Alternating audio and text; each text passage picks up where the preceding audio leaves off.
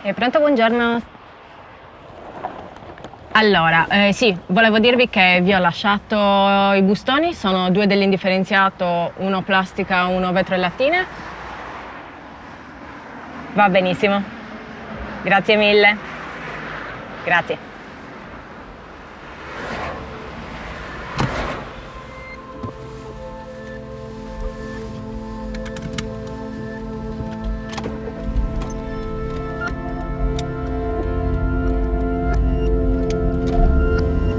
L'ecoansia è quella che mi fa svegliare alcuni giorni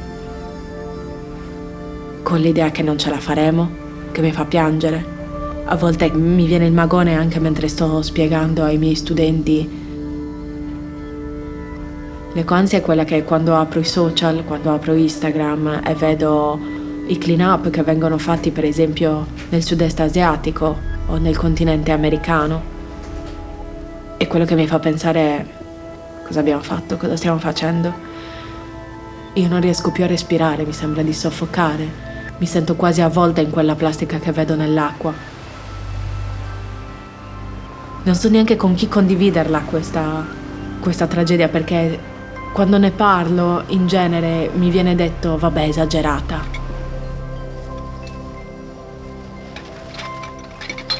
Io da sempre pulisco la spiaggia di Cagliari, come me lo fanno tante persone, e nonostante in tante persone tutti i giorni ci facciamo la nostra passeggiata per ripulirla, continua ad essere sporca. Questo mi ha fatto capire che non è abbastanza. E allora una mattina mi sono svegliata e mi sono detta ok, è il momento di partire. Ho deciso di prendermi un anno sabbatico dal lavoro, di dedicare del tempo a me, al mio cane e all'ambiente. Ho preso i miei 2 zaini, li ho caricati in macchina, ho caricato in macchina il cibo per polli e siamo partite.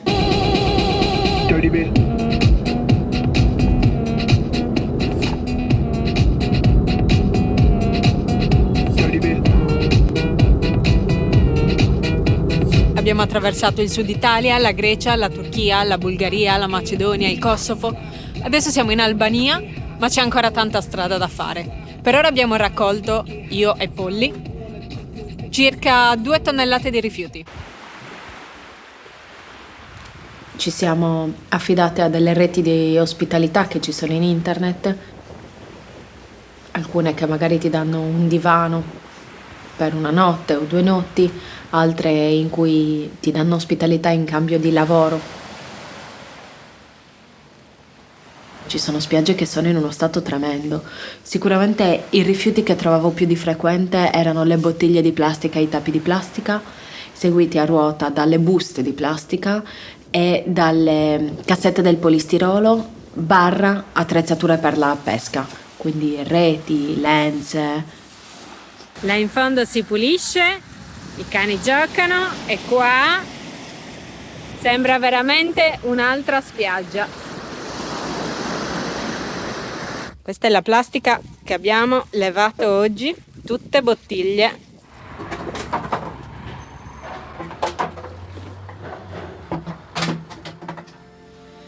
Sono in un nuovo posto.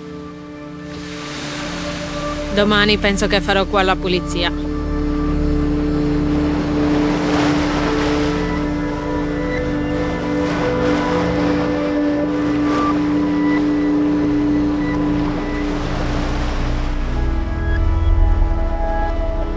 Perché le spiagge siano considerate decenti, dovrebbero esserci massimo 20 rifiuti ogni 100 metri. Io ho fatto un viaggio di 213 giorni, 14.000 chilometri, vedendo ogni giorno spiagge differenti e non ho mai trovato una spiaggia con meno di 20 rifiuti in 100 metri.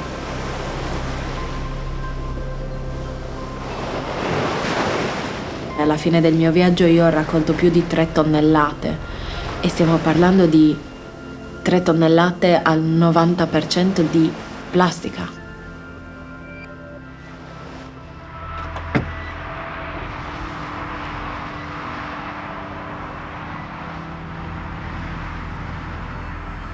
La mia idea era cercare di togliere più plastica possibile, più rifiuti possibili dall'ambiente,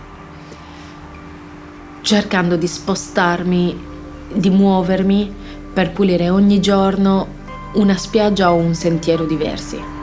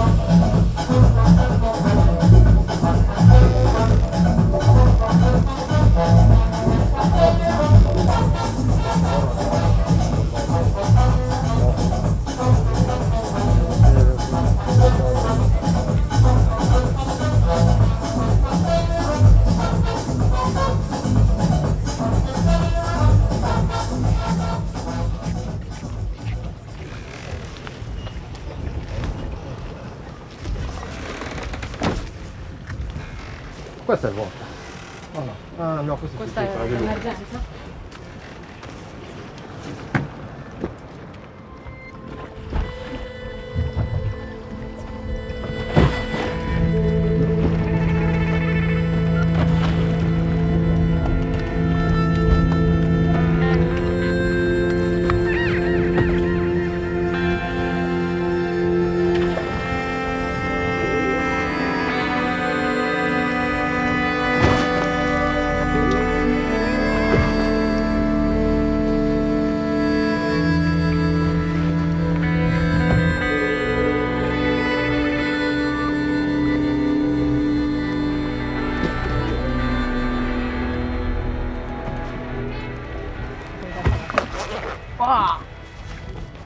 Inizialmente immergevo per vedere i pesci, per vedere la vita e di tanto in tanto mi capitava di trovare rifiuti.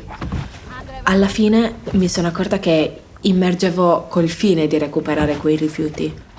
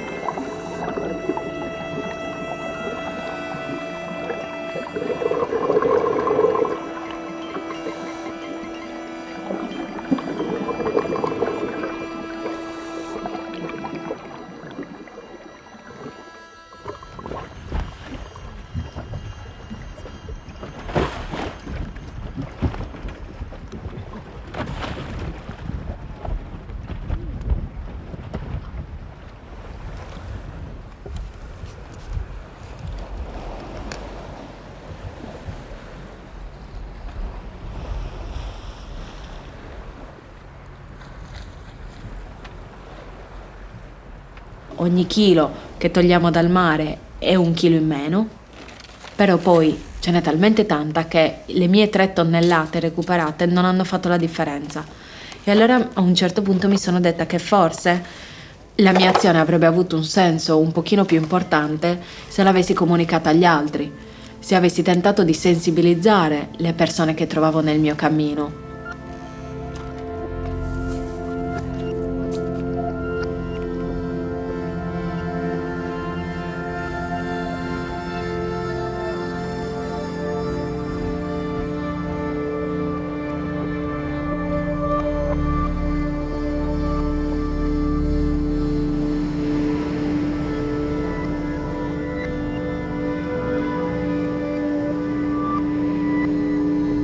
Sono un insegnante di letteratura di un istituto professionale di Cagliari.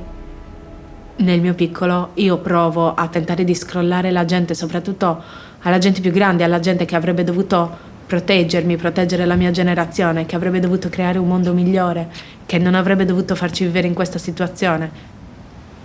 Io credo che in questo sì che ci aiutino i ragazzi che danno l'esempio nelle famiglie, che lo spiegano ai genitori, che glielo mostrano come si può vivere in maniera diversa.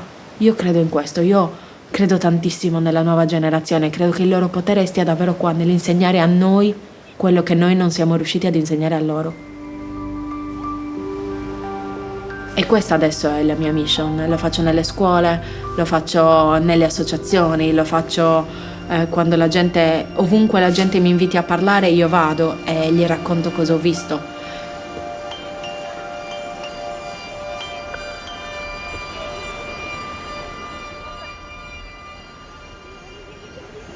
Vorrei che il mio messaggio arrivasse ovunque, vorrei in qualche modo far parte delle persone che tramandano il grido di dolore che sta emanando il mare